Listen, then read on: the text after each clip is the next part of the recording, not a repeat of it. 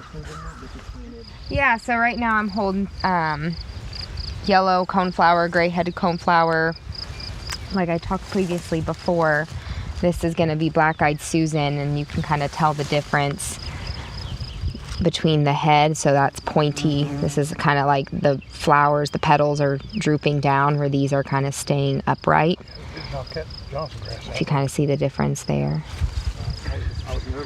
The cool thing about yellow coneflower that I like to do is I like to break this open and I like to smell it. So it's really scented and it almost has like a lemony scent to it, and that's what I do. Deer do not like to eat yellow coneflower. It's really scented. They don't find it really tasteful to their tongues, but that sweet scented smell really draws in pollinators, so it's good for them.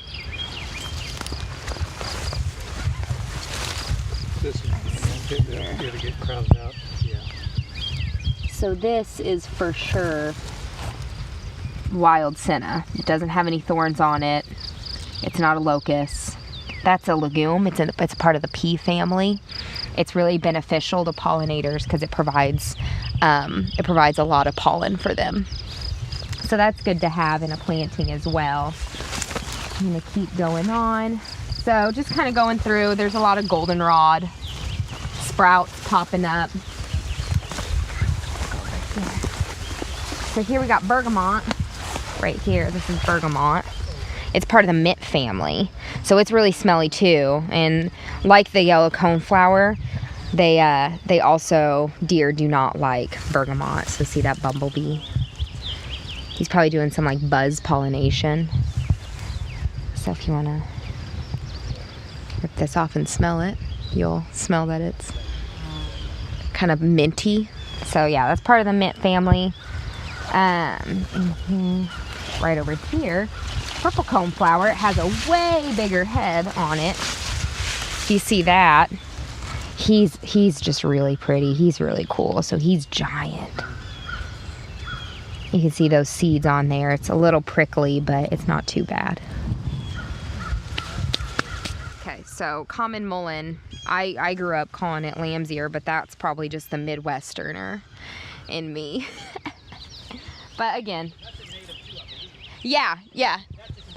Yes, that's pretty much naturally in the seed bank. You don't really have to plant that. You'll find this on a lot of roadsides. Yeah, he's there, which he's not bad. He's not doing any harm. He's promoting some pollination. He's promoting some flowers right there. Yeah, they get really tall too. I mean, but look at the bird. Do you see the birds hopping from like the mullein? They're kind of sitting on the branches. He's kind of down in there, but if we keep looking at the landscape, I think you'll see some birds hopping in and out. See a bunch of bumblebees. You can hear all the buzzing. Yeah, that's successful when you can hear all the buzzing around you.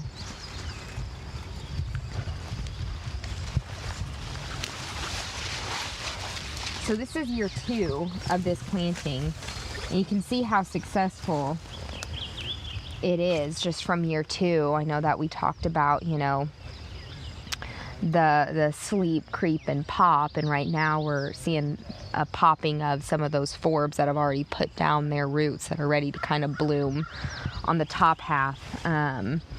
But from his seed mix that he showed with that had all the highlighted, there was still some that haven't even popped up yet. That might be a new growth that you're going to see in year 3.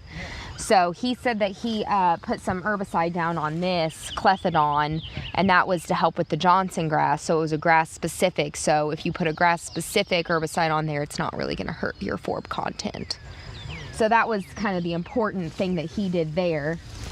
And as you can see, I haven't seen any Johnson grass. So they must have did a really good job with that herbicide application. This is butterfly milkweed. So it's really beneficial to hummingbirds and butterflies. And unlike other milkweeds, it has a clear translucent sap. So not that milky sap that you're used to seeing with milkweeds. So he's good to have around for your butterflies and your hummingbirds. But right now, like I said, we're in second week of July, we're near the end of their bloom period. So they're pretty early bloomers. Good to have on, you know, during that early season when bees and butterflies are getting out of that caterpillar stage, out of their cocoons. They're hungry. Your bees are coming out of any sort of hibernation that they're going through, and they really need some instant food. That's a good one to have on the landscape. This is really nice.